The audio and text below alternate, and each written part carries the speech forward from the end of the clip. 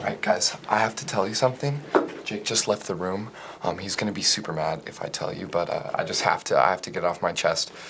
Jake does not build. Hey, Ashton, what's going on, Jake. man? Oh, hey. What are you up to? I was just, doing intern stuff, just checking on the camera while you were gone, making sure it was still the record light's on. Are you recording something right now for the YouTube channel? No.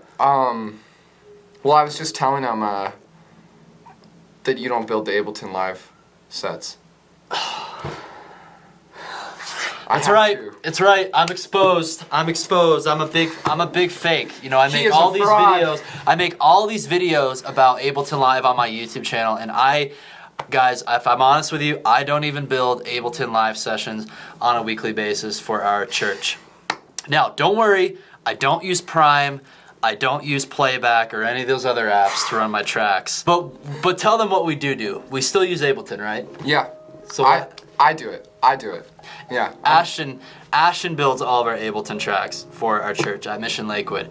Ashton is my worship intern. I guess we'll give you that official title, Unpaid right? intern. Unpaid, of course. I feel like most interns should be unpaid. That's the whole point of being an intern. Anyways, it's probably like almost like a month and a half ago now, I think you worked through my Lead Worship with Ableton online course, and dude, you were like up and running with setting up those weekly sets in no time. Tell folks like what that was like what was the learning curve like. Maybe talk about too like what was your experience level like with Ableton or even any other digital audio workstation. Well, when I first started, I got to watch your course. Yeah, of course. That's where it all started. And yeah. when I first pulled up Ableton, you look at it and it looks like you're trying to run a spaceship or something. Like it's impossible. But after the course, after like practicing a little bit, the first set I think took me like 5 hours total, maybe 6, like coming in 2 days, and it just took forever just figuring out like how to troubleshoot little things. And then this morning the set that I built took an hour and a half. Yeah. So so time. There's definitely a learning curve at first, but especially going from like zero experience with Ableton Live, or you don't really have much experience with any digital audio workstation, doing any audio production in that form or matter. But yeah, like you said, I think that first, maybe probably took you a good solid half day to like really work through it. And then, once you start doing that on a weekly basis, it seems like you've gotten more efficient, more faster, because eventually you start to memorize all the different steps of the process. And yeah, there's those first couple weeks, there's a few times where I had to come in and tweak things a little bit to my liking and troubleshoot things, but that is drastically reduced over the past couple weeks. And now you're at the point where, like you said, this is about a month and a half after doing this on a pretty much every week basis. I've done it a couple times, like you've been out of town, but now you set up the whole set list, right? So we had most of the individual songs all made. We didn't do any new songs this week to add to the library, but you built out the whole weekly set list with all the pro presenter cues, all the lighting cues, in less than an hour and a half. So, which is about average. It's usually what it takes me. If I can probably do a little bit faster, but especially if I want to be thorough, take my time, get all the detail stuff done. Sometimes it can take as long as we want, right? Like as far as how many lighting cues do we want to put in, right? It's just kind of however much time we want to put into it. It's kind of up to the programmer. Like I don't like to be thorough and check anything.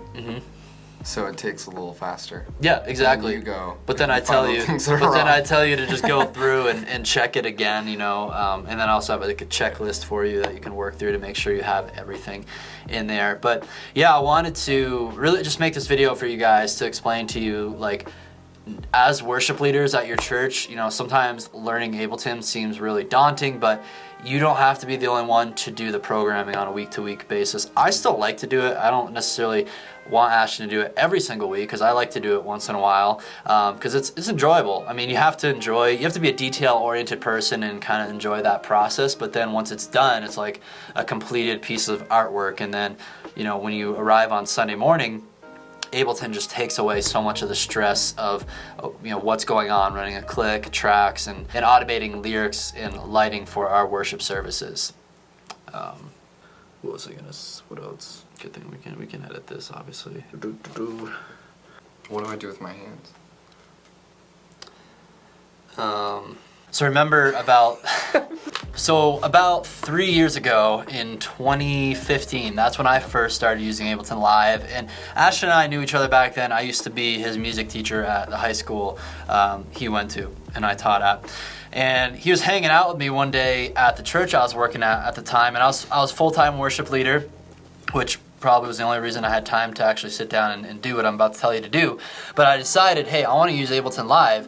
And Ashton was there the first day I tried to build a worship set list with Ableton. And it was funny, like, because I was like, oh, hey, hang out with me. You just check out this cool new software I'm trying to set up for our worship service.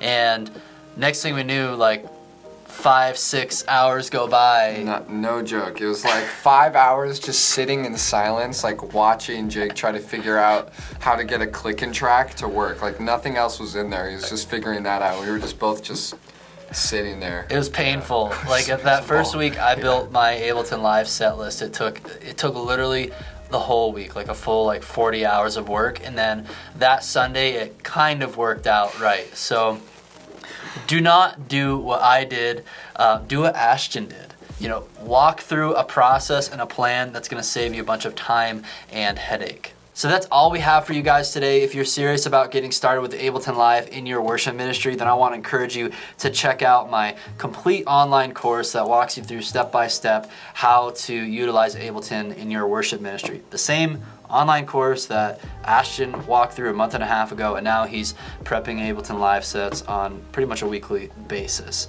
If you found this video helpful, hit that thumbs up button and share it with your friends. You can check out some other Ableton Live related videos right over there. And don't forget to subscribe to the Churchfront channel so you can continue to receive all of our latest content to help you grow yourself and grow your church.